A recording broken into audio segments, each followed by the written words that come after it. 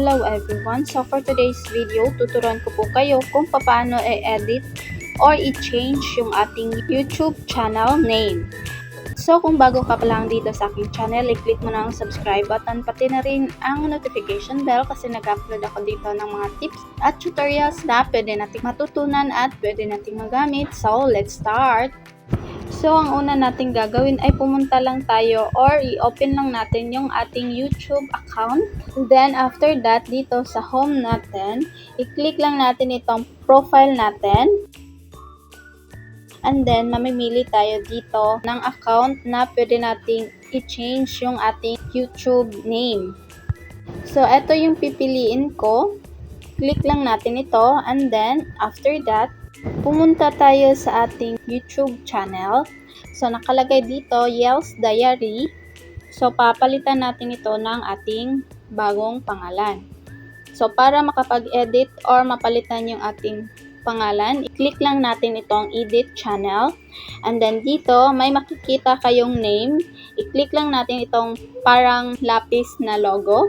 And then, dito, ilalagay ninyo dito yung inyong bagong YouTube name. So, depende na po sa inyo kung ano yung ilalagay ninyong pangalan sa inyong YouTube name. So, suggestion lang kung anong ilalagay natin na pangalan dito.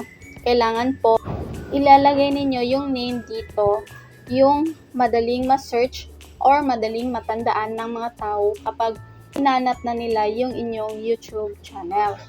And then, click natin itong save and then nakalagay dito, verify it's you. To complete this action, first verify your identity.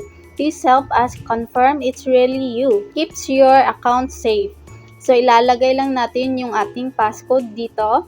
And then, after that, nakalagay dito, this name can't be used for your YouTube channel. Try again with a different name. So, hindi siya pwede. So, mag-try tayo ng panibagong pangalan. Then, after that, i-click lang natin itong save. And then, uulitin natin yung paglalagay natin ng passcode. And then, after a few seconds, ayan, nakalagay dito, name change. So, na-change na po yung ating YouTube name. So, dito, within 90 days, pwede natin ulit palitan yung ating YouTube name. So, yan lang po ang mga tips at paraan kung paano i-edit or i-change yung ating YouTube name. So, dito na lang po nagtatapos yung ating video. Sana ay may natutunan kayo. So, kung nagustuhan yung aking video, please don't forget to like, share, comment, and subscribe for more tips and tutorials. Thank you for watching. God bless and bye-bye!